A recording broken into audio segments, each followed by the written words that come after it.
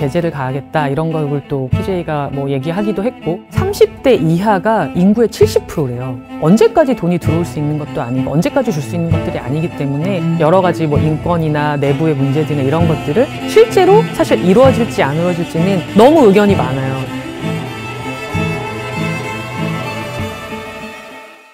유럽에서 사실 이제 올림픽이나 여러 가지가 시작을 했었잖아요. 지금은 유럽 쪽에서는 아무래도 경기 침체가 되기도 했고 이미 많은 대회들을 했고 인프라 구성이나 이런 것들이 돼서 뭐 화이트 엘리펀트라는 말도 많이 하잖아요. 그게 이제 아시아 쪽으로 많이 넘어왔었고 요즘에 중동 하면 오일머니고 석유, 기름 뭐 이런 걸 이야기하잖아요. 중동에서 온 그 오일머니라고 하는 것들이 이제 스포츠에 적극적으로 가세가 됐다 이렇게 보시면 될 것 같습니다. 대한민국에서도 이미 많은 뭐 월드컵, 아시안게임, 올림픽도 벌써 하계까지 하고 여러 가지 규모로 많이 했지만 그 규모에 비해서도 거의 20배, 30배 가까운 그런 규모의 투자를 지금 하고 있거든요. 사우디아라비아 같은 경우를 예를 들면 국가가 미래를 대비해서 수익을 창출하고 이익을 창출하고 투자하는 국부펀드라는 게 있어요. 그 국부펀드의 규모 자체가 2023년 기준으로 하면은 905조? 뭐 이 정도가 된다고 하더라고요. 그 정도의 규모 있는 펀드가 스포츠에 관심을 돌렸다라고 보시면 될 것 같아요. 최근에 축구, 또 프로야구도 사우디에서 개막을 하게 되고 팀을 만들고 있고 그 외에도 뭐 F1이라던가 정말 다양한 종목들에서 몇백억 정도 상금 거는 거는 기본이 돼버린 그런 수준이 돼버렸거든요. 특히 후원을 받아서 하는 것 중에 골프를 메인으로 하고 있는데 대표적인 게 리브라는 골프 리그죠. 타이거 우즈 같은 경우에도 1조 3천억이 넘는 것들을 제안을 했었다고 하더라고요. 물론 타이거 우즈는 거절하기도 했지만 PJ가 아무래도 경제적인 걸로 비교했을 때 리브 골프 자체의 규모가 총 상금이 뭐 300억이 넘고 꼴등하는 선수들도 그냥 1억, 2억씩은 받아갈 정도의 대회이기 때문에 우수한 선수들이 리그를 넘어갈 수 있는 우려가 되기 때문에 제재를 가하겠다 이런 걸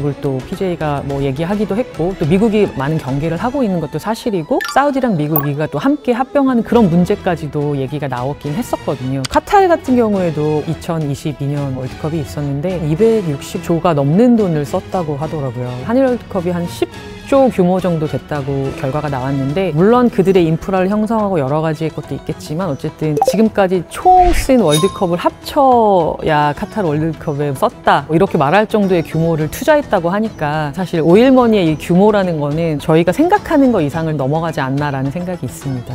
축구를 예를 들어서 얘기할 때는 스포츠가 아니라고 얘기할 때도 있어요. 왜냐하면 종교다. 그 정도로 맹신하거나 정말 열광하거나 스포츠를 넘어가는 어느 레벨의 종교 같은 개념이 되어 있다라는 이야기도 하거든요. 특히 이제 중동 지역에 있는 분들도 축구에 거의 뭐 미쳤다고 할 정도로 광팬들이 많으신데 일단은 만수르 같은 경우에는 UAE 왕족이잖아요. 물론 돈이 많으니까 취미로 할 수도 있겠지만 사실 미래를 위한 투자를 하는 거의 개념일 수도 있거든요. 아마 그런 부분에서 만수르가 먼저 스포츠에 선점을 하지 않았나라는 생각도 있지만 카타르도 마찬가지로 2011년에 파리 생제르맹 인수를 했거든요. 사우디도 영국이나 다양한 리그를 인수하고 있어요. UAE도 마찬가지고 바레인도 마찬가지고 지금 많은 중동 국가에서 왜 스포츠하고 있나를 좀 저희가 좀 살펴볼 필요가 있는데 언제까지 석유가 나진 않잖아요. 자원들이 고갈되고 있고 유가 변동도 일어날 수 있고 그러다 보니까 석유에만 의존하던 경제적인 것들을 다양화하고 다각화할 필요가 있는데 그런 부분에서 이제 스포츠를 통해서 투자를 많이 하고 그 투자를 한 것들을 통해서 새로운 부가가치들을 창출할 수 있게끔 만드는 그런 것들도 필요하고 사우디 같은 경우를 예를 들면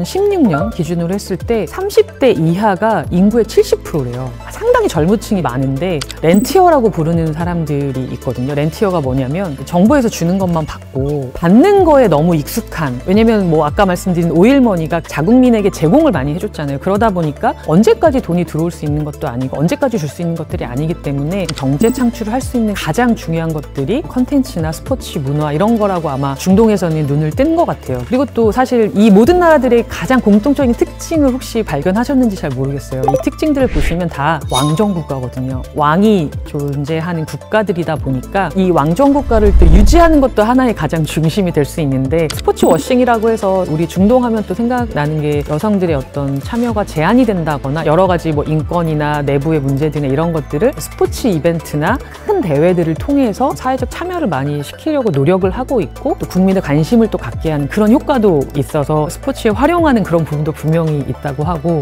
사우디가 요즘 워낙 많은 것을 투자하고 있으니까 제가 자꾸 사우디 얘기를 많이 할 수밖에 없는데 비전 2030이라는 프로젝트를 하고 있어요. 그 중에 일부가 이제 네옴시티인데 네옴시티가 TV나 영화에서 봤던 스마트 미래형 도시를 사막에다 만든다 뭐 이런 거거든요. 그러나 실제로 사실 이루어질지 안 이루어질지는 너무 의견이 많아요. 건설공학적으로 안 된다, 기술적으로 안 된다, 뭐 어떤 사람은 된다, 뭐 사실 정답은 없죠. 정말 될지 안 될지는 우리가 지켜봐야 하는 상황이고 아직 어느 정도 궤도에 오르지 않은 상황이잖아요. 그래서 이 짧은 시간에 이 많은 것들을 이룰 수 있을까? 물론 다 퀘스천이긴 한데 빈살만 그 왕세자가 사우디 국민들에게 줄 수 있는 꿈과 희망이 있잖아요. 그게 가장 큰 어떤 목적이 아닐까 생각하고 사실 한국 기업들이 원래는 이제 건설이나 이런 거 옛날에 중동에 많이 나갔잖아요. 근데 지금 여기에는 AI 기반으로 한 여러 가지들을 지금 많이 만들어 가고 있어요. 네이버나 이런 기업들이 지금 협업해서 많은 것들을 하고 있습니다. 그리고 또 e스포츠와 관련된 사업들에 대해서 넥센이라든가 여러 가지 기업의 자본도 사들이고 있고 자기들이 만들 수 있는 여러 가지 여건도 만들어내고 있고요. 그래서 이제 우리가 소프트웨어 아까 말씀드린 그런 것들이 좀 협업을 하는 것들이 어떻게 보면은 대한민국 입장에서는 되게 더 좋은 거고 효율적으로 해서 더 많은 것들을 끌어낼 수 있는 것들을 지금 중동에서도 찾고 있거든요. 새로운 먹거리들을 찾고 있는 것들의 스포츠를 활용하는 거기 때문에 단순히 우리가 즐기고 보고 이런 것들을 넘어서서 그 이상의 가치를 낼 수 있는 여러 가지의 사업으로 변모하지 않을까. 그런 부분에 저희가 좀 많이 눈을 뜨고 이런 부분에서 변화되는 부분이 무엇이고 우리가 찾을 게 무엇인지를 찾아봐야 되지 않을까라는 생각이 듭니다. 중동 스포츠와 관련된 다양한 이야기들, 또 여성 스포츠 관련된 다양한 이야기들, 제 전공인 스포츠 도핑과 관련돼서 댓글로 많이 남겨주시면 다음 편에서 또 여러분 찾아뵙도록 하겠습니다.